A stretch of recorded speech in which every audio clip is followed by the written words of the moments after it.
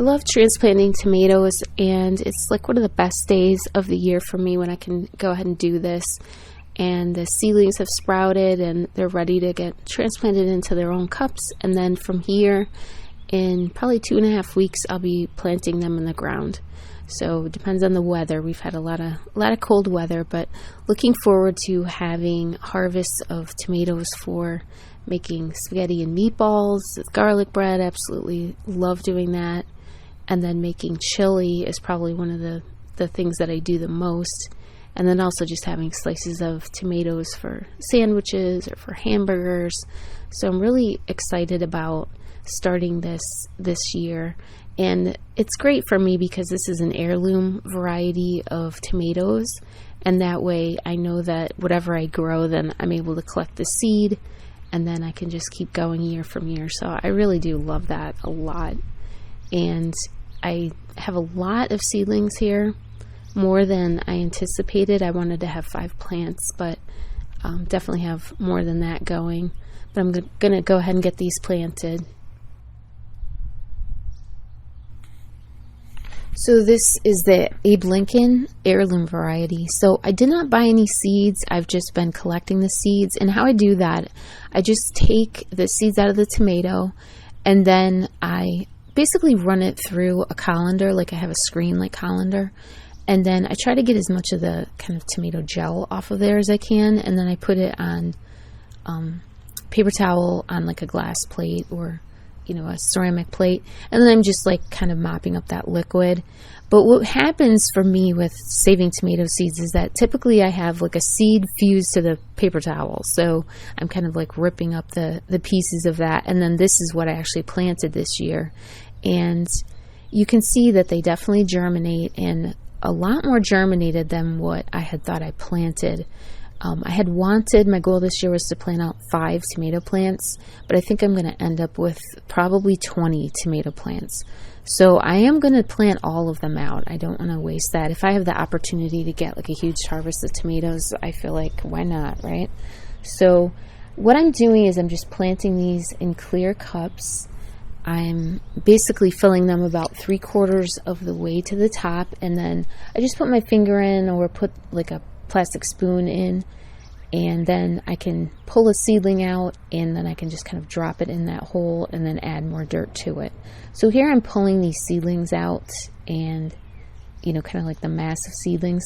But tomatoes are pretty easy at this stage to pull apart and pretty easy to transplant. So if I had let them go longer, that might have been different. But basically what I waited for was them to be, I would say, maybe 2 or 3 inches tall, and then developing that second set of leaves. So about half of these have the second set of leaves. They might be really small, but they're still developing.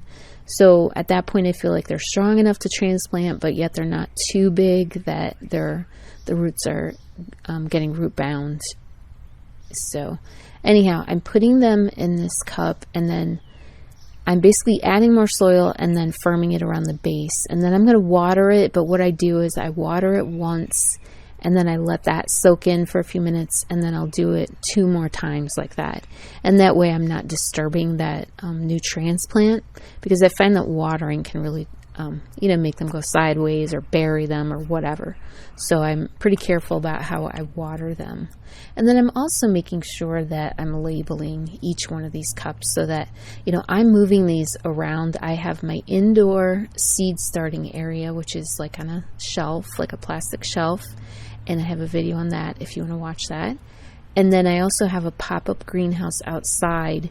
So I'm shuffling these back and forth. At this point now, when I'm transplanting them, they'll probably stay out in the greenhouse. But the weather this year has been quite cold and windy, so I'm just having to keep an eye on that and making sure that we're not getting anything too cold that I need to bring them in. So at this point, at this stage, I will probably be mostly leaving them out in the greenhouse, but then I transport them outside for a couple hours a day to just get that nice sunlight. So I don't want them to get scorched. I don't want them to get too hot, but I think the sunlight really helps develop these plants quickly. So it's important to me to do that. So you can see I have like a cardboard tray here, and I feel like I really scored on this one because we ordered from a pizza place, and when I go pick it up, then they typically give me like a tray for the different meals and stuff. So this is perfect for seedlings. And my other trays I will just cut down for like an Amazon box, but that way I can transport like all the same type of seedling.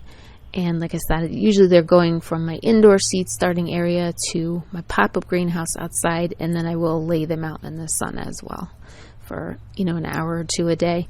But between all of that, they're definitely getting hardened off so that when the plant out date, so for me in Bucks County, Pennsylvania, that's Mother's Day, and then I can, you know, just put them right out in the garden, and I don't have to worry about them getting transplant shock.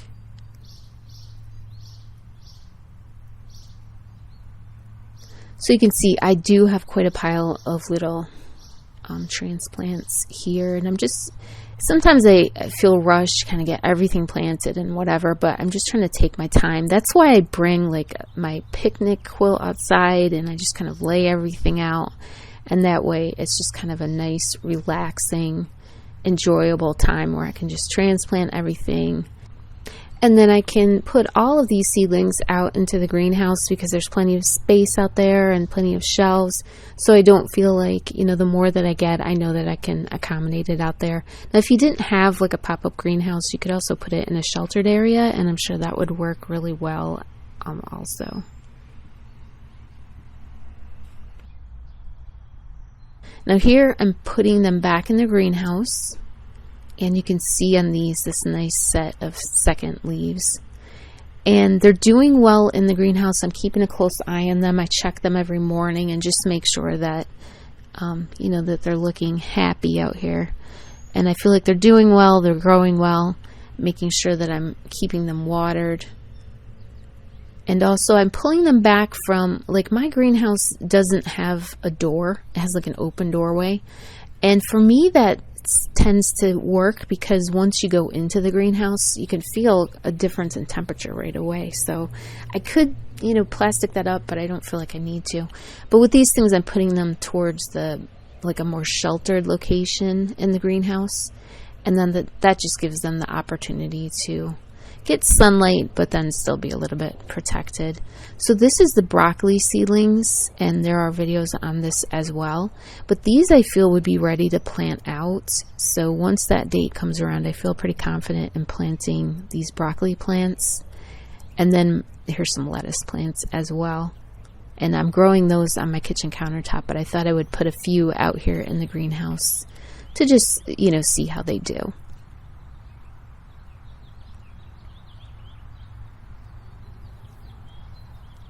So thank you so much for watching, and I will keep you updated on planting these plants out and the other things that planted from seed, and just see how everything is doing. So my next video, I want to show you how the carnations are doing. We planted those from seed, and that was one of my goals this year, was to have a good crop of carnations, and they're doing really well. So I can't wait to show you that video. So thank you so much for watching.